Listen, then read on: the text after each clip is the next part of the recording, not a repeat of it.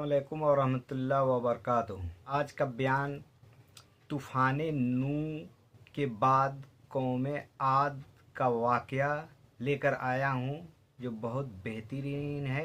कौम आद के ऊपर अल्लाह की आजमाइश जो आई तो उसके बारे में ये बयान है। तो चले हम बयान के तरफ। ये 2000 BC की बात है कि जब तूफान नूह की तबाही के बाद अल्लाह ताला ने सरज़मीन अरब पर एक ऐसी कौम पैदा फरमाई जो दुनिया में सबसे ज़्यादा ताकतवर, मजबूत और तवाना अफराद पर मुश्तमिल थी।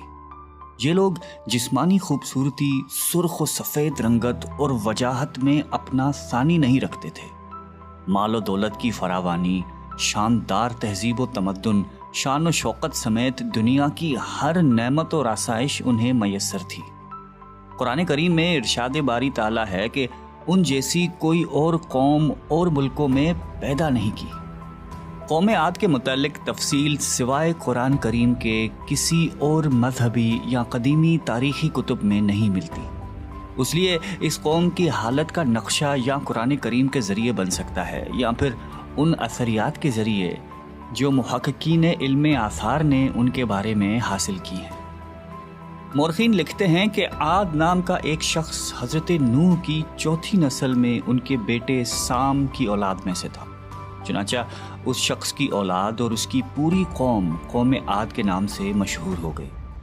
वो अराबी थे जो बहुत लंबे और मजबूत सुतूनों पर कायम करदा आलीशान महलात में रहा करते थे। कुरान करीम ने उन्हें इरम ज़ातुल अमाद यानी सुतूनों वाले के नाम से याद किया है। इरम उनका बहुत खूबसूरत शहर था जिसके आसार 1984 में खिलाई शटर चैलेंजर की मदद से दरियाफ्त किए गए हैं।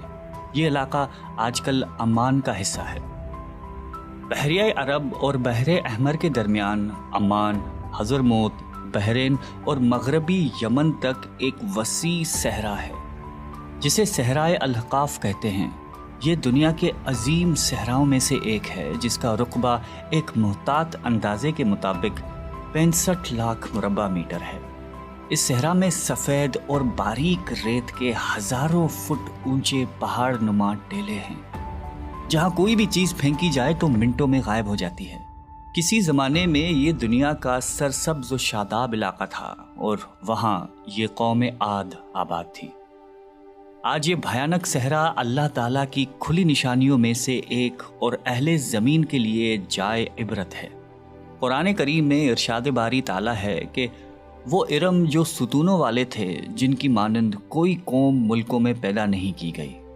बाज़ मुफस्सिरीन ने लिखा है कि इरम आद के दादा का नाम था, जैसा कि उनके शजरा नसब में बयान किया गया था। डॉक्टर इसरार अहमद तहरीर फरमाते हैं कि आम मौरखीन का ख्याल है कि इरम कौम आद के शाही ख़ानदान का लक़ब था। हालिया दौर में एक शहर के जो ज़ेरे ज़मीन आसार दरियाफ्त हुए हैं उनसे पता चलता है कि उस शहर के फसील पर 30 सुतून या मीनार बनाए गए थे।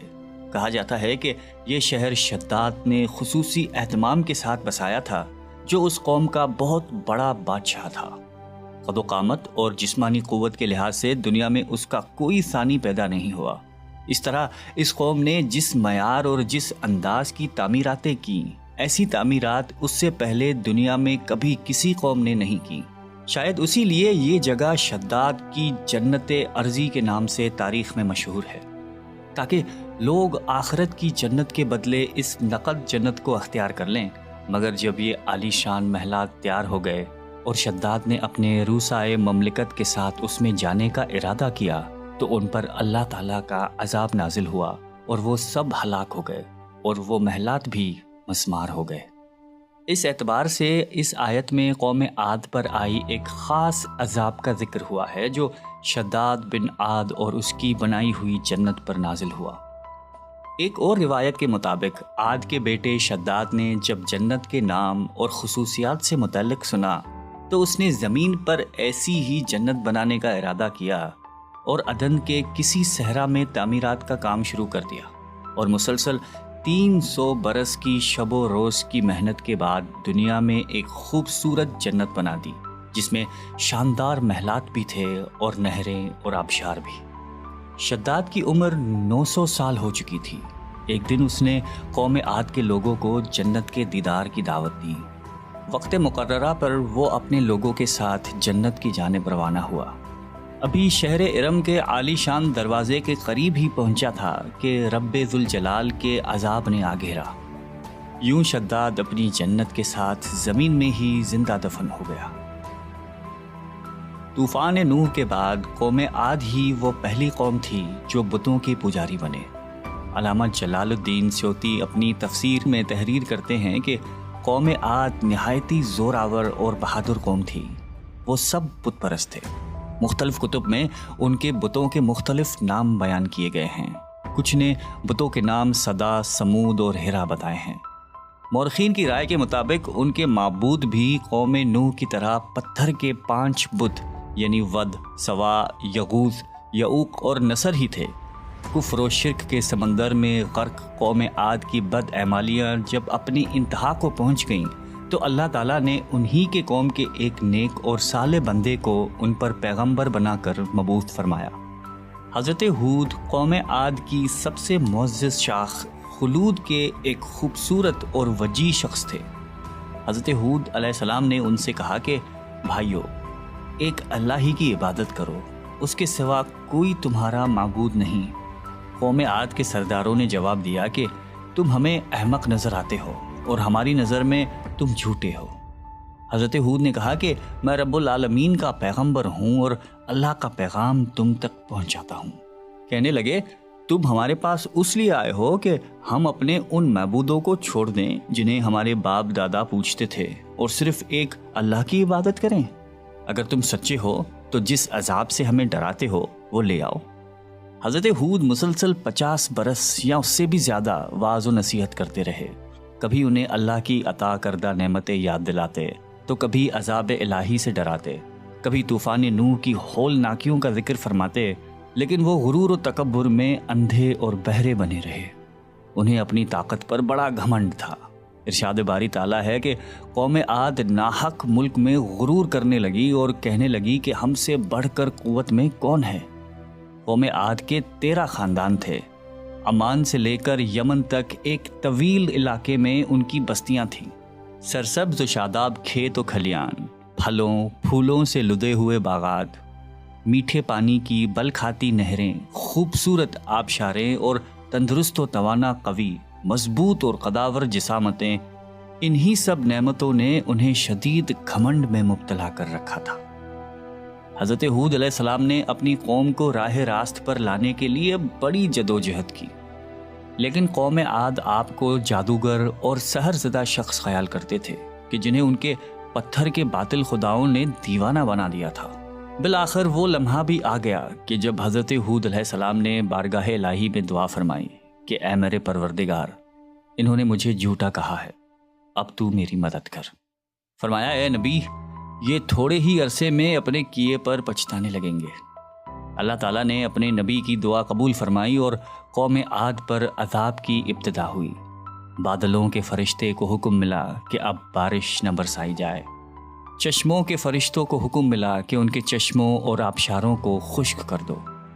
دیکھتے ہی دیکھتے شادابی ویرانی میں بدل گئی، مویشی مرنے لگے، پھل اناج ناپید ہو گیا۔ پوری قوم خشک سالی کا شکار ہو کر بدحال و پریشان ہو گئی۔ یہ سلسلہ مسلسل 3 سال چلتا رہا۔ نبی سے قوم کی یہ پریشانی دیکھی نہ جاتی تھی۔ مسلسل واعظ و نصیحت کرتے رہتے اور فرماتے کہ اے میری قوم، اپنے پروردگار سے بخشش مانگو، پھر اس کے آگے توبہ کرو، وہ تم پر آسمان سے مینا برسائے گا اور تمہاری طاقت اور قوت میں اضافہ فرمائے گا۔ کہنے لگے ہود، تم ہمارے پاس کوئی دلیل ظاہر نہیں لائے، ہم صرف تمہارے کہنے سے نہ تو اپنے معبودوں کو چھوڑنے والے ہیں اور نہ تم پر ایمان لانے والے ہیں۔ ہم تو یہ سمجھتے ہیں کہ ہمارے کسی معبود نے تمہیں آسیب زدہ کر کے دیوانہ کر دیا ہے۔ اس زمانے میں یہ دستور تھا کہ قوموں کو جب کوئی مشکل آ گھیرتی تو وہ بیت اللہ شریف جا کر اللہ کے آگے آوازاری کرتے اور ان کی مشکل رفع ہو جاتی۔ یعنی کافر قومیں بھی اس حقیقت کو تسلیم کرتی تھیں کہ اس ارض و سما کے مالک ایک لافانی قوت موجود ہے چنانچہ قوم عاد کے 70 سرکردہ افراد مکہ مکرمہ پہنچے، جہاں معاویہ بن بکر کی حکومت تھی۔ معاویہ کی ماں کا تعلق قوم عاد سے تھا۔ معاویہ نے ان کی خوب آوبھگت کی۔ وہ لوگ 1 ماہ تک وہاں رہے اور بارش کے لیے دعائیں مانگتے رہے۔ دعا کروانے والے سردار کا نام قیل بن عنبر تھا۔ اللہ تعالیٰ نے ان پر 3 رنگوں کے بادل بھیج دیے، سفید، سرخ اور سیاہ۔ پھر آسمان سے ندا آئی کہ ان میں سے ایک کو منتخب کر لو۔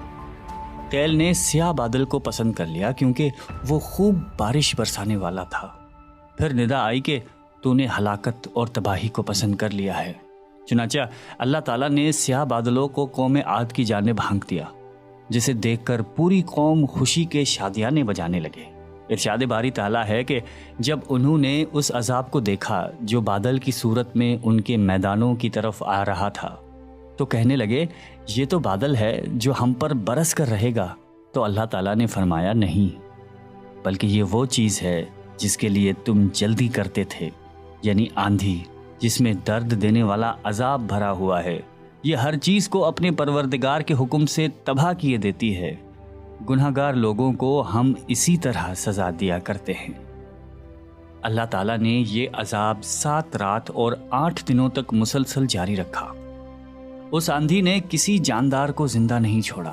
غاروں، پہاڑوں، گھروں، محلات اور قلعوں کے اندر سب کو فنا کر ڈالا۔ حضرت ابن عمر رضی اللہ تعالیٰ عنہ سے مروی ہے کہ آپ علیہ السلام نے فرمایا کہ وہ آندھی جس کے ذریعے قوم عاد ہلاک ہو گئی تھی، اللہ تعالیٰ نے ان کے اوپر صرف انگوٹھی جتنی جگہ کی مثل ہوا کھولی تھی۔ اللہ تعالیٰ نے اس خوفناک آندھی سے حضرت ہود علیہ السلام اور ان کے ساتھیوں کو محفوظ رکھا۔ ایک مرتبہ حضرت عائشہ صدیقہ رضی اللہ تعالیٰ عنہا نے آپ علیہ السلام سے دریافت کیا کہ یا رسول اللہ، لوگ تو بادل دیکھ کر خوش ہوتے ہیں کہ اب بارش ہوگی، لیکن آپ کے چہرے مبارک پر تشویش کے آثار نظر آتے ہیں۔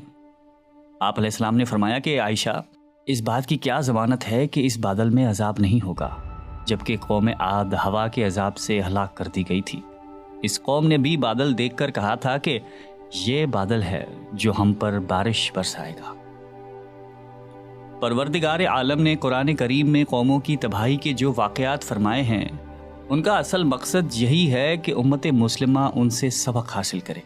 اللہ نے قوم عاد کو طاقت و قوت، مال و دولت، شان و شوکت سمیت دنیا کی ہر نعمت عطا فرمائی، لیکن جب اس نے نافرمانی کی اور اپنے نبی کی بات ماننے سے بار بار انکار کیا تو اللہ تعالیٰ نے اسے نیست و نابود کر دیا۔ ہم سب کو بھی انفرادی اور اجتماعی طور پر اپنے روزمرہ کے معاملات کا جائزہ لیتے رہنا چاہیے کہ کہیں ہم جان بوجھ کر یا انجانے میں اللہ اور اس کے نبی علیہ السلام کی نافرمانی کے مرتکب تو نہیں ہو رہے۔ بہترین واقعہ تھا، اور پھر ملیں گے اگلے ویڈیو میں۔ تب تک خدا حافظ۔